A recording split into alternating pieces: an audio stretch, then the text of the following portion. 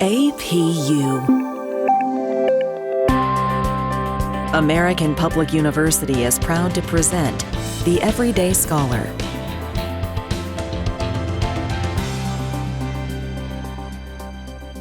Hello, my name is Dr. Bjorn Mercer, and today we're talking to Dr. Mitch Colver about different ways we can use generative AI. Welcome, Mitch. Yeah, thanks so much. Good to be here, Bjorn. This is an absolutely fascinating topic. Generative AI has taken the world by storm, for lack of a better description, over the last year, several years, but especially over the last year with the release of various platforms that so many people are using. And so the first thing we're going to talk about, can you describe generative AI dialogue for lifelong learning? Yeah, so I first got into AI and have been an enthusiast ever since in November, December of 2022, when ChatGPT was first released to the public. I was one of those first million users that just couldn't wait to use it. And as a learning scientist, I'm very interested in not only how people learn, but how people interface with technology in order to better their lives, in order to work more efficiently in the workplace, and as professionals to function more successfully. And so really, Gen AI has become something close to watch as it unfolds on humanity. And there's this dynamic interplay between our ability to grapple with it, to absorb it, and really to leverage it towards a more improved functioning in all domains, not just professional, but personal as well. And so I'm having a great time working with it, and particularly trying to understand it from a learning scientist perspective. That's a great introduction. So a few things that you had put here. So for lifelong learning, different ways you can interact with it with generative AI is like asking it about, say, diet, houseplants, controversial family conversations at the holidays. Let's start with the controversial family conversations at the holidays. What has it recommended you do with that? Well, I think the real value of Gen AI is something that's called distributed cognition. And I think that most people are familiar with what that is, even if they don't use that fancy learning scientist term to describe it. If you have a calendar or a day timer where you put in appointments or you put in reminders to yourself of this is when I need to do this or this is when I need to do that, you're using distributed cognition. You're taking something that normally would live in your head and you're putting it in a book or on a calendar or in a phone, and you're asking this tool or this resource to do something for you. You could do yourself, but that it's very nice to distribute that load out and have technology do it for you. The same when you use a kitchen timer. A joke that Amazon Alexa is just a $400 kitchen timer because that's how it usually gets used, is Alexa set a 18-minute timer for this pizza that I have in the oven. But a timer is a distributed cognition technology where a person realizes they could keep the minutes, they could look at the clock and come back in 18, but it's going to be really easy for me just to set the timer and then it'll go off and I'll come back. Distributed cognition is one of the ways that adults learn to function in a multifaceted environment where they have to multitask and ultimately where they need to be successful in order to optimize themselves. They can't be the only resource that they put into deployment in order to be effective. GPT is identical. Generative AI is identical to that. For example, at a family barbecue, you might have an uncle who has some conspiracy theories that they read on Facebook or something, and they're spouting them off as if it's gospel. And this is actually what happened on the 4th of July. A family member, a loved one who I appreciate deeply, was engaging in some rhetorical exposition of like, here's what's going on in the nation. Didn't you realize these truths? And I just pulled out my phone and very quietly typed into ChatGPT, what about this? Is this true? I'm at a barbecue. A loved one is saying this. I don't think it's true. Fact check it. And then give me some real-time feedback of how to respond diplomatically, like to diffuse this, to shut down the falsehood, but also to redirect and empower and cultivate, constructively. And so it did. 4 seconds later, this person's paragraph had not even finished. And 4 seconds later, I had not only, that's a misconception, but a diplomatic way to engage and to say, hey, let's remember these things. Let's remember these truths. And that was all provided by GPT. So this is distributed cognition I can obviously go look and fact check. I can spend the time reading websites and doing all the things. I can't do that quickly enough to respond to so-and-so at the barbecue and really help other loved ones who are present not be misguided. And it went very well. I was able to empower them. I was able to help them see why maybe some of the things they had been reading weren't exactly true, but kind of nearest neighbor to the truth, kind of a little bit of a spin. And then able to help the conversation move in a constructive way rather than turning into butting heads, which of course is what always happens at these functions.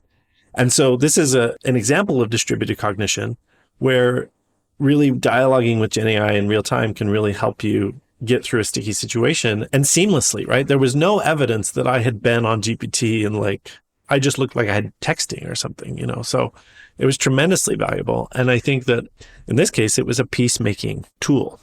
I absolutely love that example because I think we've all been to family gatherings where a topic comes up and for the most part, people will just not engage, just try to push it along. But a way in which Gen AI was able to help you kind of dialogue with family member and then have a conversation rather than ignoring, I think is absolutely wonderful because people have a lot of truths in their lives. And so to be able to talk to someone and in a non-judgmental way and in a non-argumentative way of just talking about facts in a way in which people can come together is so important. Well, and I think part of why I have sympathy towards this family member, and so that I didn't want to engage in any kind of combative conversation, was that I'm intimately interested in human beings and human potential. At my core, as a learning scientist, really understanding how individuals take new knowledge and integrate it into their lives is an essential part of what I was trained to do and trained to facilitate. And so I understand that his, what we call epistemology, or his way of knowing, includes reading something on a friend's Facebook post and accepting it as truth. I don't tend to get my facts from friends' Facebook posts, not necessarily even the news media. I'm fairly skeptical of many things that are in print. And until I can triangulate and really, as an empiricist, until I can really verify that something passes the sniff test, so to speak, I'm very skeptical. And there's many easy ways to do that. Generative AI is a new way to do that. And in particular, as these tools get more sophisticated in being able to cite their own research, right? Like Copilot is tremendously good at this, where you can toggle it over to be more precise and less creative. And it will actually link the sources, very often reputable sources, that it's citing in order to get to where it's going. ChatGPT, even on 4 Omni, the latest version of ChatGPT that's available, it still has trouble with a little bit of hallucination now and again. And it's not great at being proactive to give you the citations. You see them here and again. It's starting to cite things, which is nice, but it's not as seamless as the Copilot experience. But the reality is that I understand that in a sea of information, a relative, a loved one, may not have the training, the skills, the wherewithal to truly come to a greater or deeper sense of reality as it really is, instead of just something that they think might be so, or that they're excited about, or that aligns with their ideology. And I like that at the end you said aligns with their ideology, because for so many people, the information they consume honestly aligns with their ideology. And I like that for this first topic, you said dialogue for lifelong learning, because so many people in their lives don't know what it's like to truly learn throughout their entire lives.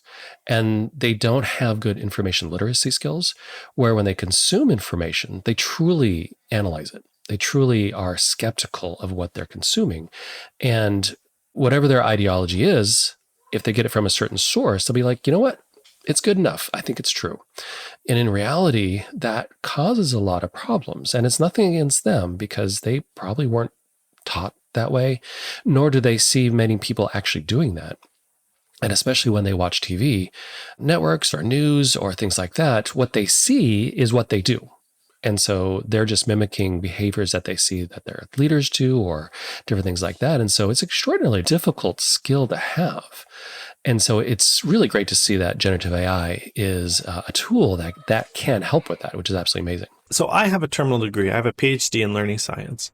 And it was towards the end of that doctoral experience that I realized that so much of what that training was about was not adding information to my master's degree or to my bachelor's degree or my high school experience. A doctoral training program, a terminal training program, very often, whether it's medical, legal, philosophical, there is very much an approach to helping those in training to learn how to triangulate on reality and to use multiple sources. So like in my experience, we were taught to first read the literature, like go outside yourself, look at what other people are doing, develop a consilience of awareness about what might be true. Then, through your own efforts, collect data in an empirical way, process that, line that up with the other research, and then really build through your own experiences and through your own lenses, build some kind of conclusion. If you go into law, it works the same way. You get a terminal degree in law, they teach you to do exact same kind of triangulation. First, you read case law, then you take the evidence that's available to you, you combine those, and then you take your own experience and your own sensibilities, and you triangulate on the case as you want to argue it. Doctors work the exact same way in the medical field. First, they refer to medical history journals. They understand the situation that other people have already kind of collected and gathered evidence. Then they carry out their own laboratory tests and their own analysis and assessment of the patient. And then they incorporate those two things with their own professional experience and background. And through those three sources, triangulate on what diagnosis, prognosis, prescription that they think is appropriate.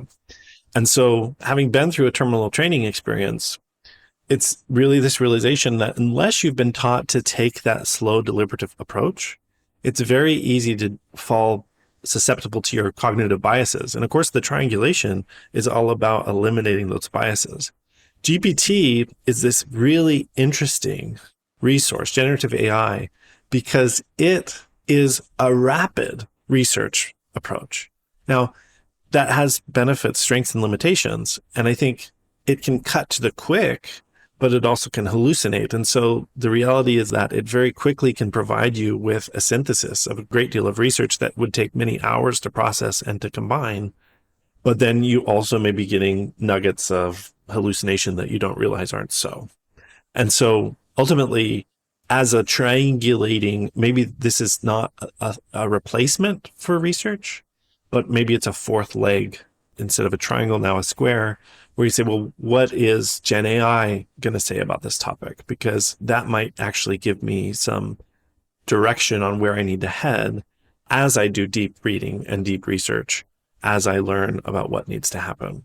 Absolutely wonderful comments about that. And that actually is a perfect transition to the second topic, which is generative AI dialogue for understanding texts, which you were just talking about. And just what you were saying, ideally, people don't have to get a doctorate to truly understand how to analyze them. But, there is something about going through a master's and a doctorate and that writing style, that research, that really does open up your mind to really looking at information and being critical of it. And so, how does Gen AI really help you understand text? What's the process of interacting with it? What's interesting is that as curious of a person as I am and have always been, I'm not much of a reader. I've never been much of a reader. And I come from a family of readers, so I know what they look like. And it's very hard for people to accept, people that know me very well, colleagues and friends. It's almost like impossible for them to accept that I'm not much of a reader because I am well informed.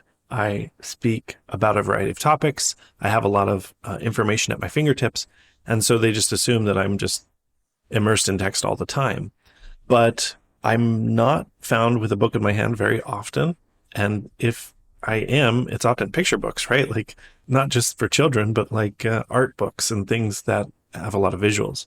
Having said that, there have been times and places where I've read textbooks cover to cover as casual reading, but they were good textbooks, right? Personality textbooks, social psychology, educational psychology textbooks.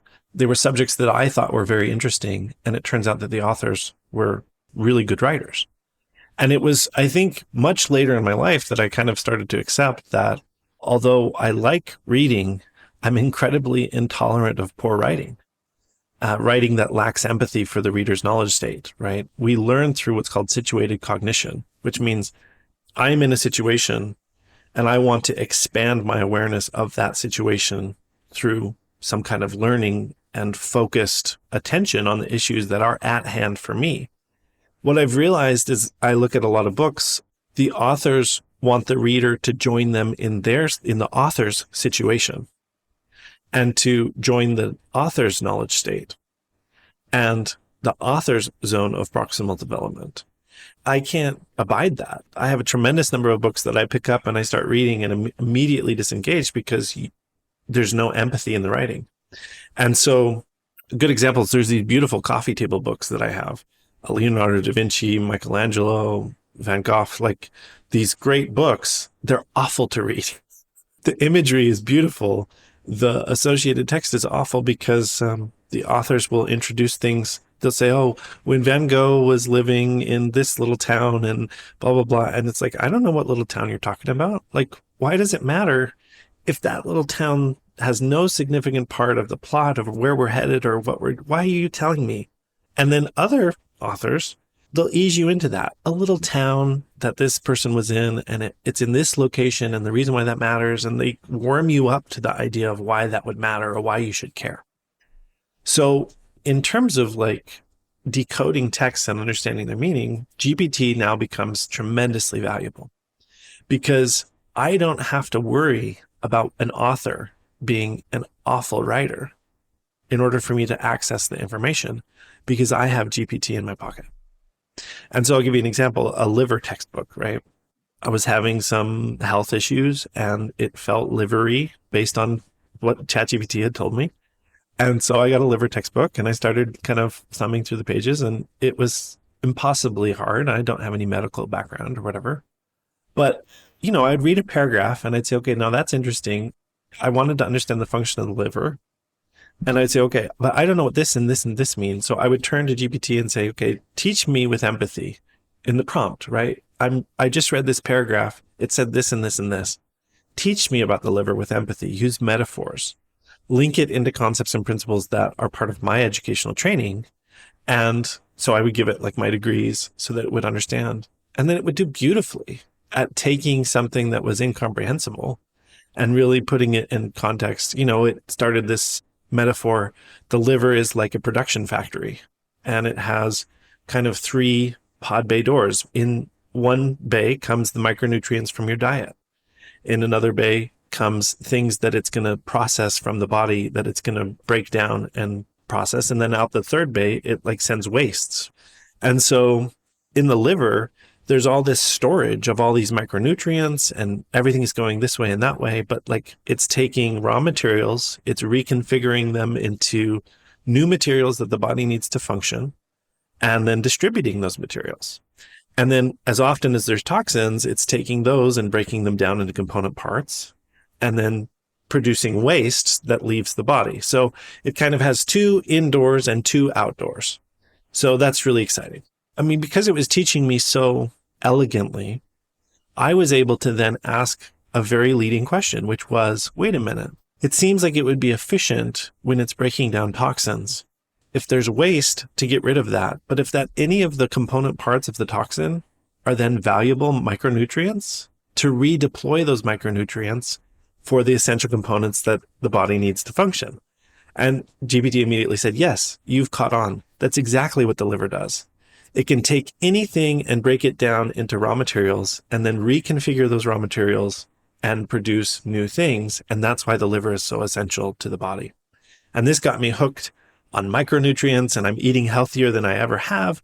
But this was because of that transfer of learning. I wasn't learning deeply about the liver because I wanted to be a pre-med student. That would perhaps be a non-situational type of learning where it would be very boring. I was learning deeply about the liver because I have one and I want to be healthy. And GPT was giving me all the scaffolding that you need as a learner to build that, what we call zone of proximal development, where you can expand your knowledge and really come to understand something really that is complicated, but comprehensible if you only have the right teacher. And so liver textbook suddenly becomes transformative because I have the added aid of generative AI and can use it to really prompt it to give me the things that I need to build a deep, complicated understanding of a topic that was previously foreign to my background. That is such a great example because not only are you incorporating understanding texts, but you're demonstrating lifelong learning, which I really like how you are weaving the two topics into that. And just like you, I'm not medical. I always have to ask my wife about anything medical because I don't get it.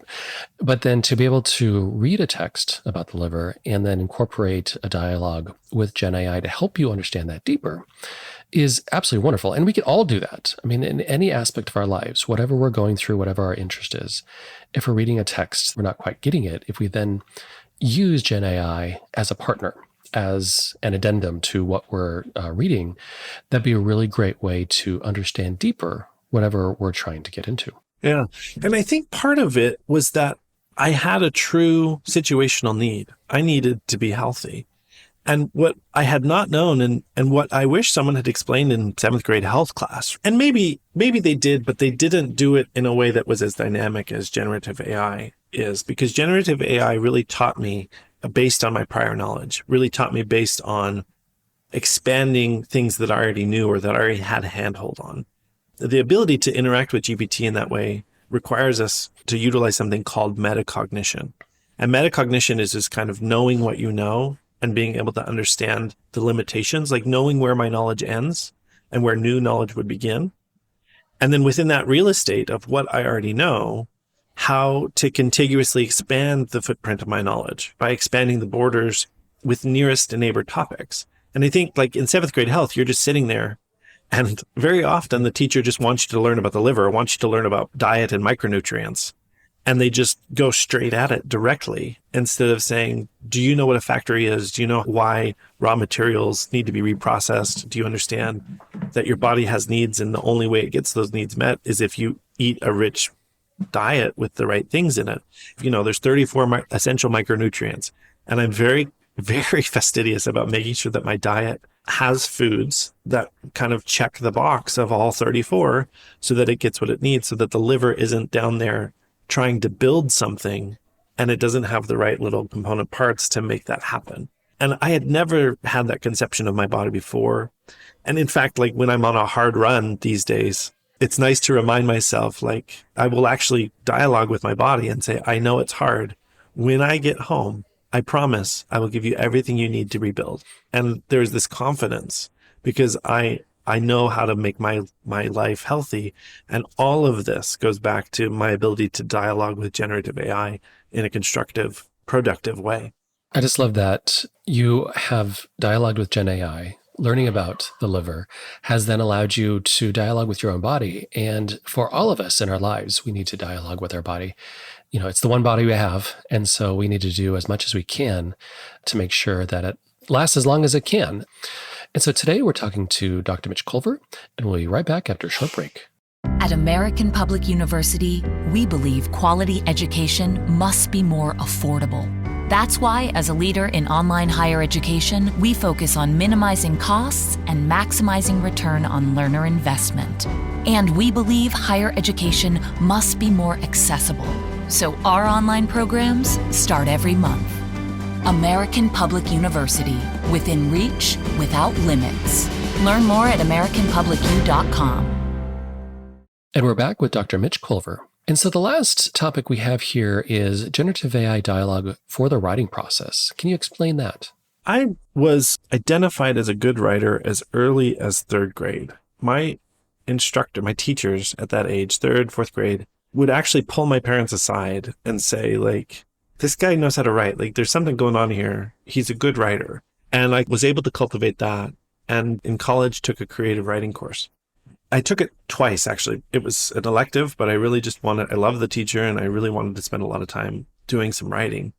And the thing is that as a writer, I learned in all of the time that I have spent writing that very often it's reading back over my own writing and improving it, continually editing it, going back to the start and cleaning it up And then, I might write 2 paragraphs and then stop and read from the start, clean it up, read from the start, and then start writing again. And that this process of slowly kind of iterating towards the end of the paper by constantly going back to reread and to edit and to build really is an essential part of the writing process, this reviewing your own writing. Well, with GPT, as I've co-written things with GPT, the unusual thing is that when it writes stuff and then I go back to read it, I am very aware of its deficiencies. And it's very easy for me to go and edit and correct things. And so for a while, I was using GPT as a co-author and then citing it. This was co-authored with GPT. So even if it was my writing, I was kind of saying, look, I got GPT to help. Recently, I've shifted because I was never really very satisfied with that. And it was because I couldn't own the writing as my own. And there would always be a question in the mind of the reader, like, how much of this is him? How much of this is GPT? That's confusing. I don't like that as a product. So recently, I have learned that the best technique is to literally ask GPT to write something, 4 paragraphs or whatever, about a particular topic, and then completely replace that text with my own. And this is truly very exciting because when I am done, it's really my writing. And I'm not talking about replacing its ideas with my rephrasing. That's not what's required. Typically, it will have a paragraph and it'll start with the first sentence. And I'll say, that's actually not a good first sentence. I know a better first sentence. And it's actually not even similar to that one. It's completely different. And so then I'll rewrite that sentence. And then the next sentence. Oh, yep. You know what? It doesn't know the things that I know because very often it's technical writing in my discipline, right? And so it doesn't know about this research that I happen to know about. Or if it knows, it didn't call it up. It doesn't know about these principles. It doesn't know my favorite authors who make this same point and who make it better. And so I delete a second sentence of the paragraph and the third sentence and the fourth, and I replace it. And now what I have is my own full paragraph. And in fact, if you were to compare it to mine, very often there's no association. You wouldn't tell that it's the same thing. And then I go on to the next paragraph and do the same thing. And then by the end, I have 8 or 12 paragraphs. What started with 4 paragraphs from GPT has now become 8 or 12. As I do this, I'm much more creative. I work so much more quickly than if I were writing on a blank page. And I think it's because it is much easier to write in a way that's comparative than it is to write against a blank page. Because I can recognize its weaknesses and recognize where it's going wrong and where it's headed in the wrong direction. And then I can bring it back and say, no, that's actually completely the wrong way to go. I think it should go this way. And as I go that way, I find that I have a tremendous amount to say. And I think what this is kind of like firing on is our competitive nature. Also, our ability to recognize that it is the act of comparison that leads us to really determine that there's something of value, like evaluation itself requires us to compare. And so I am actually able to write tremendous amounts of text now using GPT as almost a whipping boy, because now I'm deleting it. Like, no, that's wrong. And I wouldn't do that. And that's a bad choice. And by the end, all of this energy of like editorializing is scapegoated onto the text produced by GPT. And then I have my own writing in hand and I can own it wholly as my own because it truly is. And I think that kind of interaction with GPT is the kind of outcome that we wish like, university students could really get a handle on, that they don't want to offload or to delegate their intelligence into a machine. What they need to do is dialogue with the text produced by the machine in a way that makes their own production stronger. That process is, I think, brilliant. It's a way of taking Gen AI, using its strengths, but still creating your own work yourself. So often with students at any level, they might look at Gen AI and be like, oh, write me a paragraph or write me an essay. Oh, it's good. I'll just copy and paste it and I'm done. But they're not going through the hard work of learning or writing or improving their writing skills. That's not the way we learn, by copy and pasting.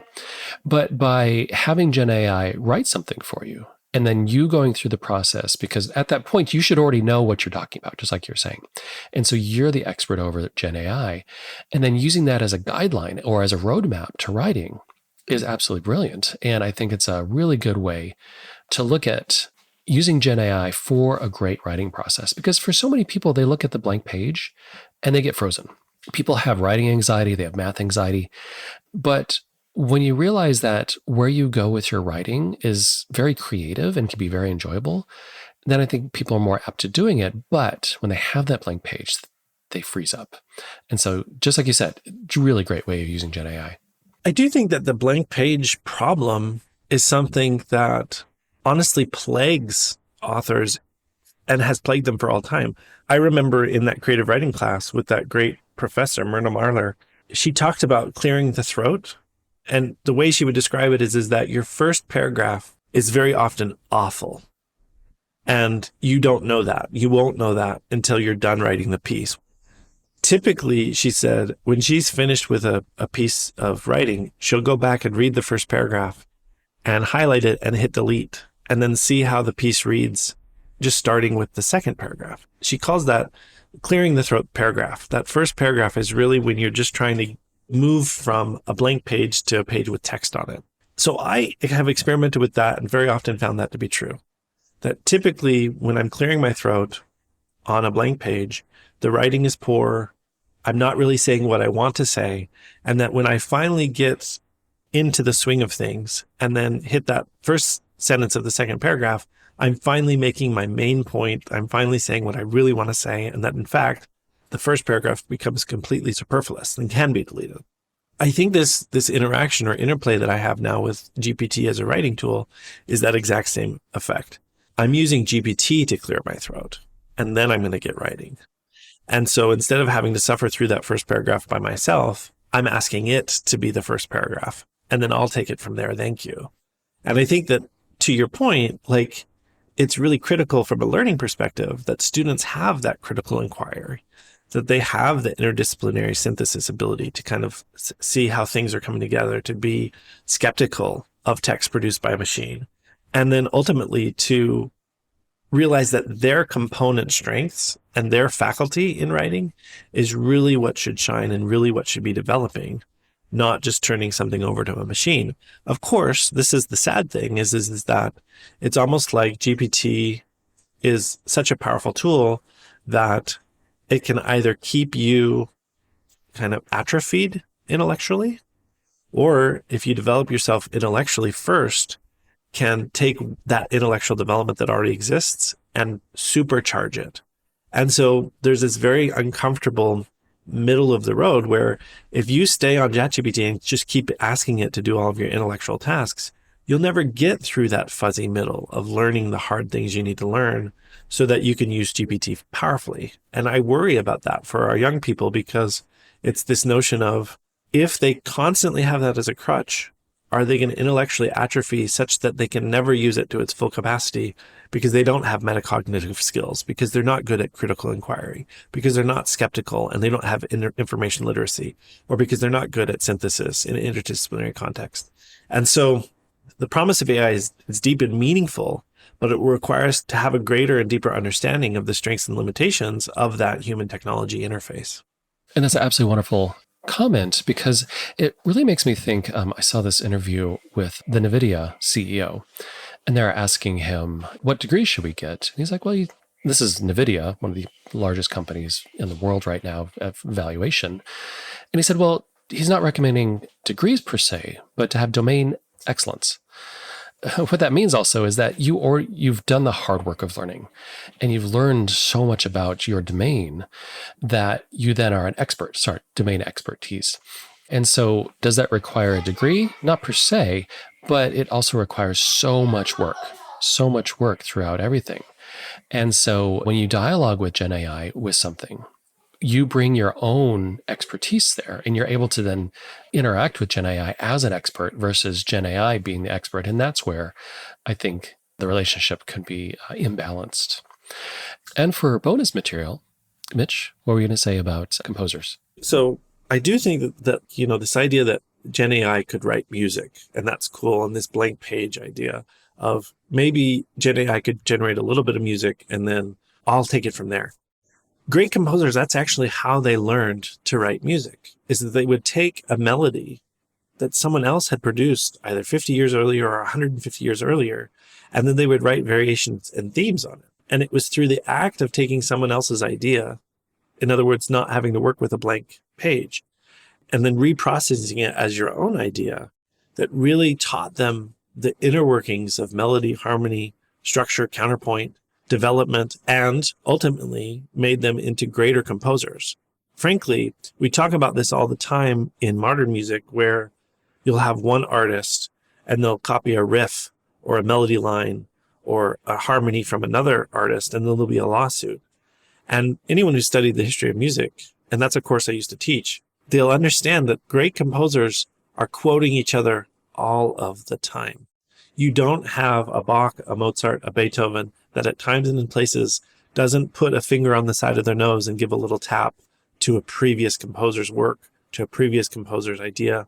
And in fact, it's that everything is a remix kind of idea, where we're taking things and we're adding to them and we're deepening them and we're looking at them with new perspectives that really makes culture deep and meaningful. So I really am of the mind that generative AI is a good resource for dialogue, but it will never replace humans' ability to have a cultural conversation through music, through writing, through art, and that the meaning of human-generated art will always outlast any meaning that is in generative AI-produced art. It makes me think of all of the masses from 14th, 15th, 16th century, where they would just take their favorite composer, put it in the bass line, elongate it, different things like that, flip it upside down. Today, we don't know those tunes, but I remember learning about that also. Or even, I'm sure you remember in the movie Amadeus, where Mozart is like, "Oh, Salieri, I took one of your cute little pieces and I made some variations on it." When you're learning music, all you do is rip off other people for years and years and years. And I'm not sure where the concept of like the artist today has to be a genius and do everything original. Because I know that's the message I got when I was first trying to learn how to write music, is whatever you do has to be completely original. And it's like, no, for the first decade, all you're doing is learning from the masters. And that's a good thing. Bach wrote 300 cantatas, and a cantata is usually 8-10 pieces of music combined around a theme. And every one of his cantatas was based on an existing hymn, very often a hymn he had not written. And so what he was doing is he was taking a common melody or a common experience of a hymn that the congregations in his area would know well. They would know the tune of the hymn. And he was saying, how can we take that hymn and re-express it 8 different ways? Re-express the melody with new counterpoint and new variation. And so this was allowing him to become this prolific composer, perhaps the greatest that had ever lived. And a huge body of his work is entirely grounded on quoting from existing music that he did not write. And I think that that's what made him a great composer, is that he was free and enabled to find validation as an artist by remixing other people's work. And it's a shame that we haven't kept that tradition up as a form of not only musical expression, but musical training. Take other people's work and make it your own and see what that looks like as you've remixed it. And I think it's the same thing with like the blank page at GPT. Take GPT, what it writes, and then depart from it and do something completely new in your own style. And I think that that would be a better outcome and more nurturing of the human spirit than just saying, GPT, write this for me because I'm too lazy to sit at the computer. And I love that because you see the music right there. That's the big book of Bach chorales. What I've been doing is I've been taking a Bach chorale and I've been using those melodies as an inspiration to create a new work. And if you know the Bach chorales and if you listen to the pieces that I'm writing, you'll hear it. I'm not taking it line by line versus phrase by phrase, so the entire Bach chorale can be heard over like 5 minutes, but in different segments. And so I'm sure there's a way in which I would just sit down and write my own melody. That's fine, but I also want to connect the music I'm writing to Bach. I want to connect whatever philosophical ideas I have with these pieces that I'm writing to be connected to him and the greatness that he had. Yeah, I do think like Paul Simon, one of his famous songs, American Tune, is based on one of the Christian hymns about the Passion of the Christ. So he takes it, and many people would know it as Crown of Piercing Thorns, but he changes it and expands it and makes it a beautiful little song that a lot of people who listen to it, they don't even realize that it's German, that it's 400 years old, and that he's just spruced it up with a little guitar and some vocal intonation. It's a beautiful example of where great art purely is a remix of something that had been loved for hundreds of years. Absolutely wonderful conversation, Mitch, about different ways to use Gen AI. Any final words? I appreciate the conversation. I do think that as people kind of integrate generative AI into their lives, they really need to be watching carefully and mindfully for how often they're using it as a replacement for their own ingenuity versus using it as a resource, an external resource to expand and enhance their own ingenuity. And I worry tremendously when people aren't treating it with the kind of deference for both its ability to be strong, but it has extreme limitation. Unless you interact with it in a way that really honors both its strengths and its limitations, I believe that it's going to get us headed in the wrong direction, because whatever else it should be doing, it should be enhancing our ability to function, not replacing our ability to function. You know, you wouldn't arrive to a gym. Maybe there's a GPT subscription at the gym where a robot's going to lift the weights for you. So you show up and you say, okay, yes, sign me up for that GPT plan. And then I'll come and I'll sit on a bench while the robot does all the lifting. And I think that unless we get that into people's minds, that is truly a relationship with generative AI that is possible, and that really is absurd in terms of developing human capacity, I think we are going to be off track and having serious trouble. Absolutely wonderful final thoughts. So today we were talking to Dr. Mitch Colver about different ways we can use generative AI. And of course, my name is Dr. Bjorn Mercer, and thanks for listening. For more information about our university, visit us at studyatapu.com. APU, American Public University.